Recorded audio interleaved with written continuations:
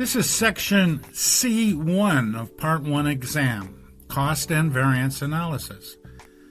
You should be very familiar with the following concepts and be able to explain these concepts as well as calculate the many variances. Now, variance analysis questions requiring calculations are always weighted heavier than questions requiring definition. To begin with, A, analyzing performance against operational goals.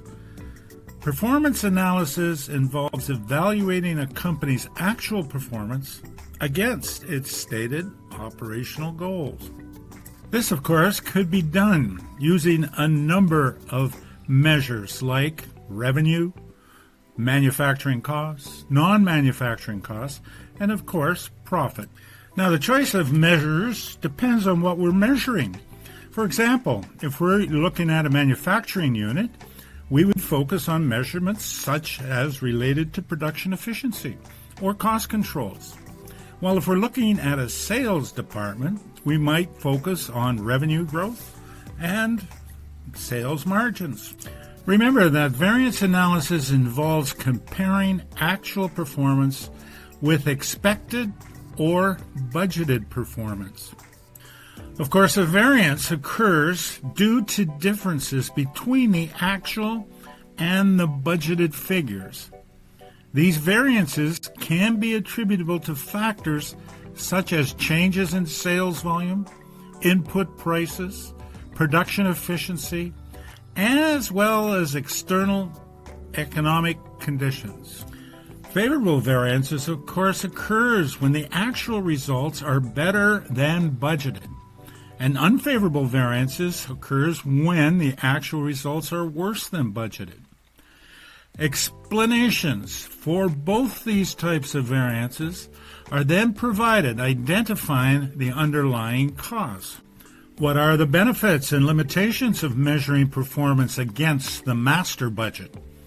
Well, benefits include providing insights into operational effectiveness, helping management with decision-making, and identifying areas for improvement. However, be aware of the limitations. They can arise because we didn't do the budget very accurately. They may be external factors beyond the company's control, and the whole process might be simply oversimplified. Remember that the master budget, though, is a static budget, and therefore management must develop flexible budgets based on actual sales volume. The flexible budget is designed to reflect what the cost should have been to the actual level of output achieved. This allows for a more accurate performance evaluation than using the static master budget. However, we can use the master budget to calculate the sales volume variance and the sales price variances. Now, the sales volume variance measures the difference between the actual units sold and the master budget units, as well as the actual selling price compared to the budgeted selling price we used in developing the master budget. The sales price variance, therefore, assesses the difference between the actual selling price used and the master budgeted selling price for the actual units sold as used in the master budget. It is more likely that you'll be tested on flexible budget variances.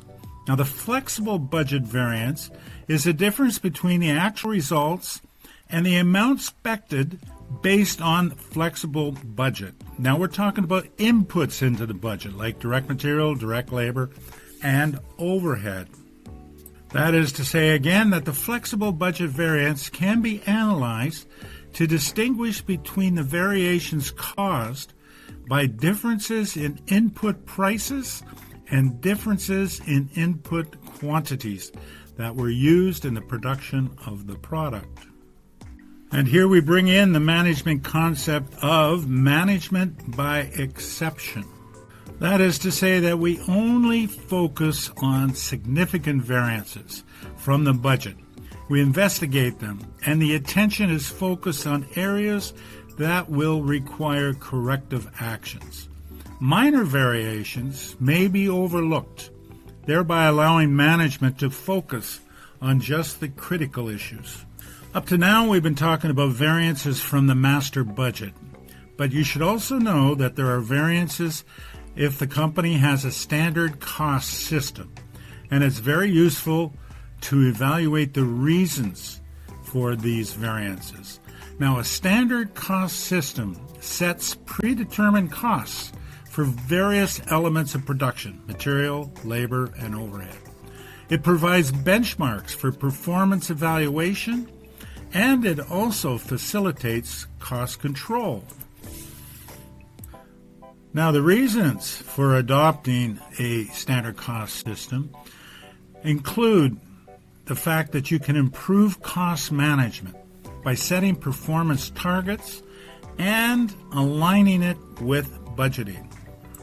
You will most definitely be tested on calculating price variances. Now, price variances reflect the difference between the actual cost of inputs, and the inputs are direct material and direct labor and variable overhead, and their standard cost per unit. This variance indicates how changes in input prices impact input costs. Not only are you responsible for price variances, but also efficiency or usage variance. Now, usage variance measures how efficiently the inputs were used in production. And know your spending variances. They relate to the difference between the actual overhead and the budgeted overhead. These concepts apply to both fixed and variable overhead costs. I don't think you'd be asked to calculate the sales mix and the mix variance, but you should know what they are. Sales mix variance quantifies the difference between the actual sales mix of products and the budgeted mix. Know that a mix variance indicates how much the change in product mix affects revenue as well as the contribution margin. Be able to explain what a mix variance is. Now, a mix variance quantifies the difference between the actual product mix and the budgeted mix in terms of quantities sold. As well, know the yield variance. The yield variance measures the difference between the actual and budgeted yield, or the output, from the operating process. Now, you should also be able to apply all this variance analysis concepts to a service company. You can do that with price and efficiency variances very easily. Spending and mix variance is a little more difficult, but they can be applied to a service company as well as a manufacturing company. For example, in a service company, you can do the price variance. That could be related to service costs. And efficiency variance could be referred to the time or resources utilized in performing that service. When it comes to calculating and analyzing factory overhead variances, both fixed and variable.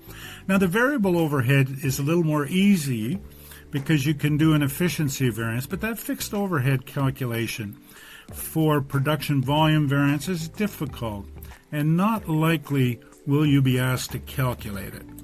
Now, calculating a variance is one part. Now you must analyze variances, identify reasons for these variances, as well as recommend corrective actions. Analyzing variances involves identifying the reasons behind the difference between the actual and the budgeted or standard cost figures. By understanding the causes, management can then take corrective actions to address issues, to make improvements, and to align with performance goals.